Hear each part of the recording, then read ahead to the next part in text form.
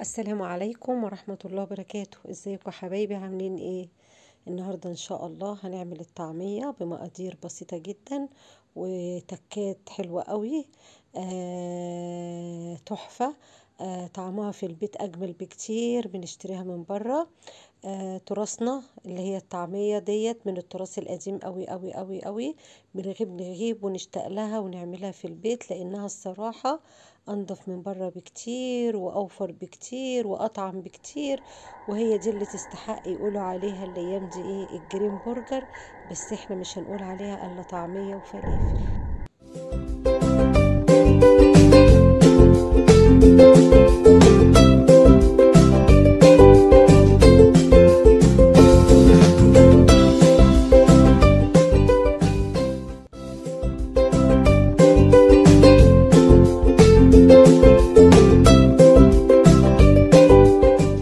زي ما اتعودنا مع بعضينا قبل ما نبدأ وصفتنا بنقول اللهم صل وسلم وبارك عليك يا حبيبي يا رسول الله.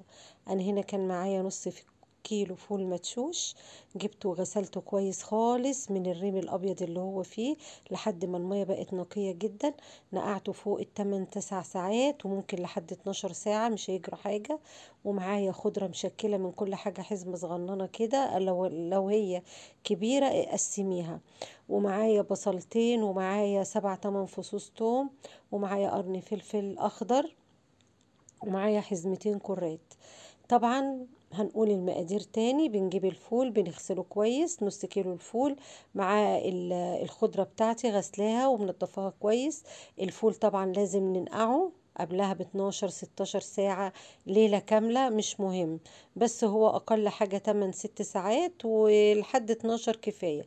لأن فعلا لما بيتبل كتير الطعمية بتبوش وبتبقى مش كويسة. ومعايا حزمتين كرات ومعايا بصلتين ومعايا 7 8 فصوص توم كويسين كده. ومعايا شبت وكزبرة وبقدونس. في ناس ما بتحبش تحط شبت، لا انا بحط شبت. وتكة من عندي صغيرة بحط قرن فلفل كمان اخضر معاها. ببتدي بقى احطها في قلب الكبة بتاعتي بتاعة الخلاط. وزي ما انتوا شايفين الحركة دي اوعوا يا بنات انتوا تعملوها لحسن المعلقة تنزل عند السلاح وهتبقى يعني حاجة يعني صعبة. انا متعودة على كده من زمان، وياما اتخضيت وياما اتفزعت وياما ايدي اتنطرت وانا بعمل كده. بس خلاص انا اتعودت وبعمل كده. لكن انت ما تعمليش، حطي وغطي وفرومي كويس واقعدي بعد ما وتوقفي الخلاط وبعد كده تقلبي بالمعلقه كويس جدا. وبعد كده هوت لحد ما توصليها اللي انت شايفاه دوت انها تنعم وتبقى كويسه معاكي. بنفضي كده وبعد كده نحط برضو الباقي بالتبادل.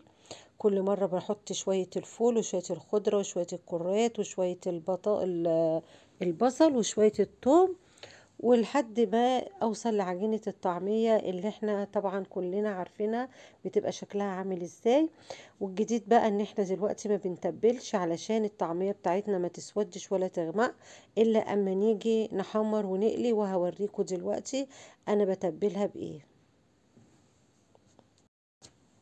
هنا انا بكمل برضو بقية المقدار بنفس الطريقة. برضو بقول لكم اوعوا حد يعمل زي ما انا بعمل كده لان خطر جدا. انا بعمل كده لان انا اتعودت على كده علشان عندي الخلاط تركة الامان بتاعته عندي باظت. فيعني كان الاول لو فتحت غطا الكبة لا يمكن كان يشتغل. دلوقتي لا بيشتغل وانا فاتحة الكبة. فهو كده يعني حلو، نافعني في حاجات كتير ان انا كده بقلب والحاجة كويس. بس انتي اوعي تعمليها بالله عليكم بالله عليكم عشان محدش يقول نونا كانت بتعمل كده. انا عملت كده بعد تجارب كتير جدا. طبعا انا فرمت اهوت وزي ما انتوا شايفين المقدار بسم الله ما شاء الله. وطبعا عشان اخر جزء كان يعني فاتح شوية، يعني الخضرة ما كانتش فيه كتير. هناخد بقى كده في قلب الصينية ندمج كل حاجة كده مع بعضها. وهنا رشيت لكم رشة بقى ايه حبة خضرة كده بس عشان ازين الصينية كده واوريها لكم. هبتدي اجيب اكياس التلاجة بتاعتنا. بجد والله انا عملت الطعمية من شدة ان احنا كل يوم نشتري الطعمية ونرميها. والله العظيم ابقى عارفة انا باكل عيش مقلي ولا ده ايه بالظبط. يعني مرة واحدة في الشهر اللي الطعمية تيجي طعمها فعلا حلو. وبقيت الايام استغفر الله العظيم يا رب اقسم بالله حرام فيها الفلوس.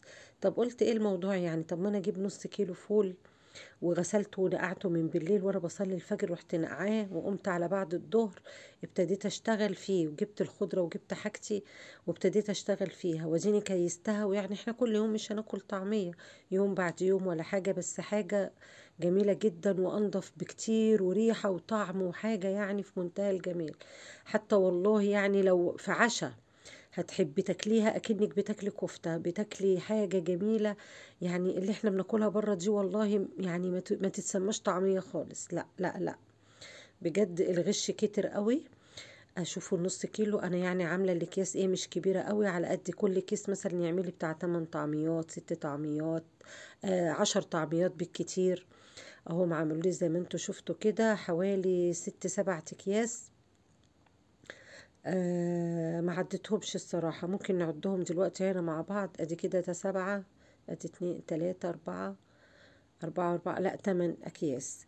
حلوين اوي ورضا يعني، بسم الله ما شاء الله، تحفة تحفة. هنا هو بقى جبت كيس فضيته وهبتدي اتبل ملح شطة كمون كزبرة ناشفة.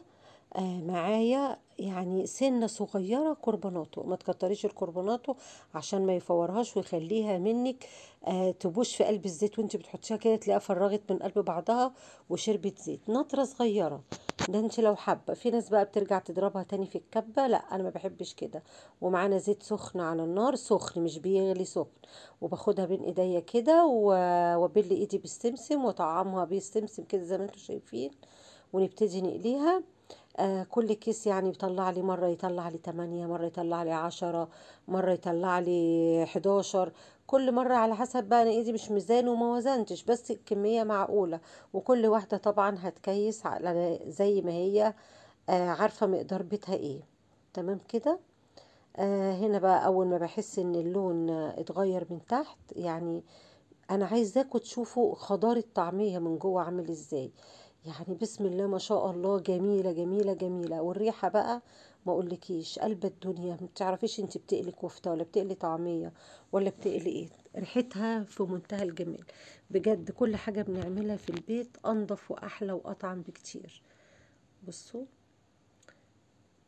حضري بقى جنبها شوية بطاطس محمرة، شوية جبن، شوية جرجير زي ما انا عملت كده. انا في اليوم دوت انا كنت في الوقت ده بعملها بالليل، كنت جعانة والصراحة مانيش نفسي لأي اكل. قلت والله لا اطلع كيس طعمية واعمل كده سندوتشات انا وزوجي وناكل سندوتشات طعمية. بصوا، جميلة جميلة جميلة، مشهية مشهية بطريقة.